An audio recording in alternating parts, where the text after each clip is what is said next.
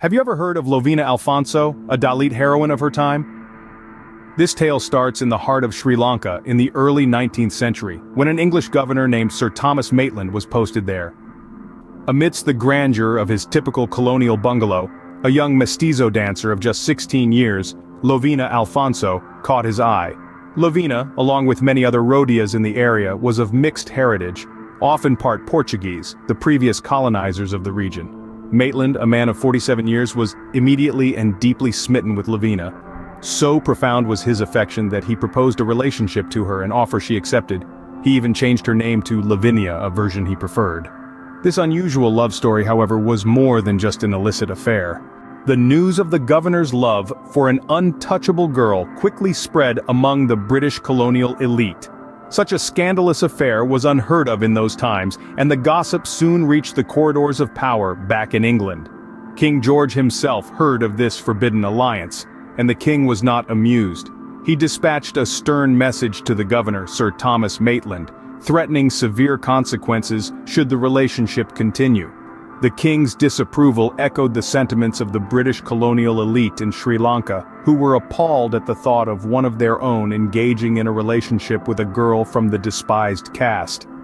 Unfazed by the king's warning, Maitland set about devising a plan to continue his liaison with Lovina, now Lavinia, without attracting any further attention. He instructed Lovina to avoid visiting him until he declared it safe to do so. In the meantime, he embarked on a covert project, the construction of an underground tunnel leading straight from his colonial bungalow to a well, conveniently situated inside Lovina's home in the ghetto. With a team of trusted workers, Maitland worked tirelessly, and within 6 months, the secret passageway was completed.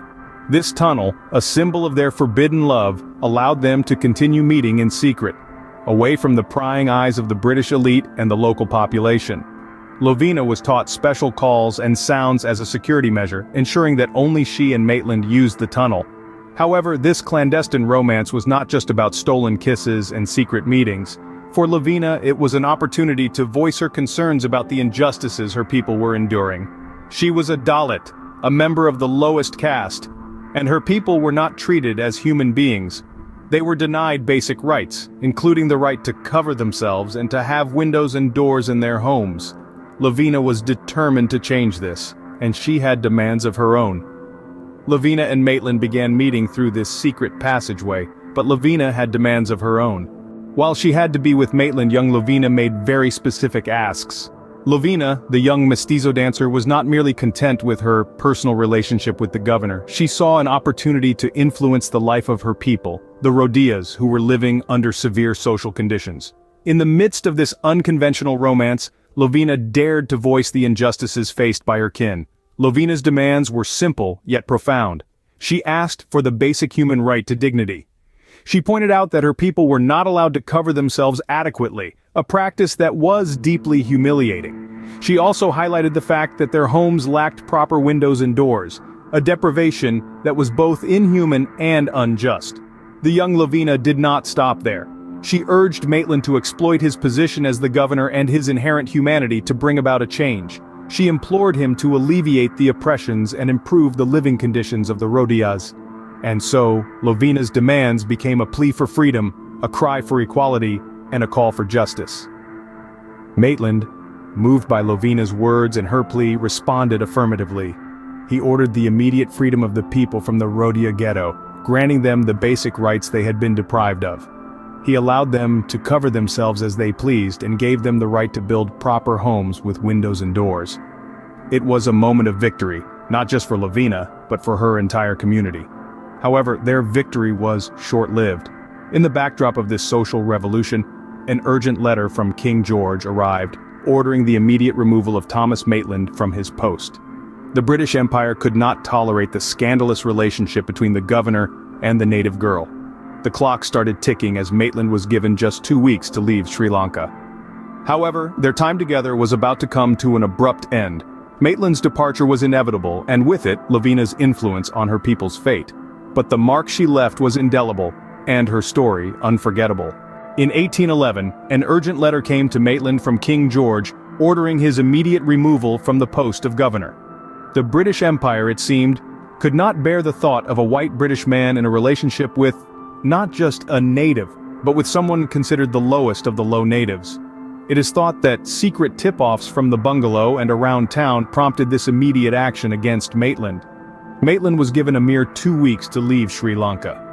As he prepared to depart, he made a promise to Lovina that he would return, a promise that was steeped in both hope and uncertainty. As he stood on the brink of this forced departure, Maitland is known to have said, "I do not know whether the next governor will use this palace as his official residence, but before I leave I suggest this house be named Mount Lovina. I hope my desire can be fulfilled." And so, in a final act of defiance and a tribute to his love, he renamed his mansion Mount Lovina, honoring the young woman who had so deeply impacted his life and the lives of her people. But what happened after Maitland's departure? The mansion, now bearing Lovina's name, went through several metamorphoses. During the tumultuous times of the Second World War, the Grand Colonial Bungalow served an entirely different purpose as a military hospital, providing solace and healing to countless wounded soldiers. Fast forward to the present day. Mount Lovina has transformed yet again, this time into an upscale hotel. Its grandeur and colonial charm serve as a reminder of a time long past. Guests now roam the halls where once Maitland and Lovina might have walked, their story a mere whisper in the walls of the grand structure. As for the secret tunnel, the clandestine passageway that once connected Maitland to Lovina, it was closed off after Maitland left, but it too has found a new life. Today, the tunnel that was closed off after Maitland left is now a tourist attraction in the city of Galkissa. After this point in time, there are no more references, and there is no way for us to know what happened to Lovina. The pages of history remain silent on the fate of Lovina Alphonso. Yet her legacy continues to echo loudly in the annals of Sri Lanka's past. This young woman born into a world that sought to define her by her caste dared to challenge the status quo. Her bold demands for social change, for the basic human rights of her people, sparked a movement that forever altered their lives. In the face of adversity, she used her unique position to advocate for those who could not. Today, the once humble abode of Lovina has been transformed into the upscale Mount Lovina Hotel, a testament to her enduring influence. The secret tunnel, once a symbol of forbidden love, now stands as a reminder of her courage and resilience.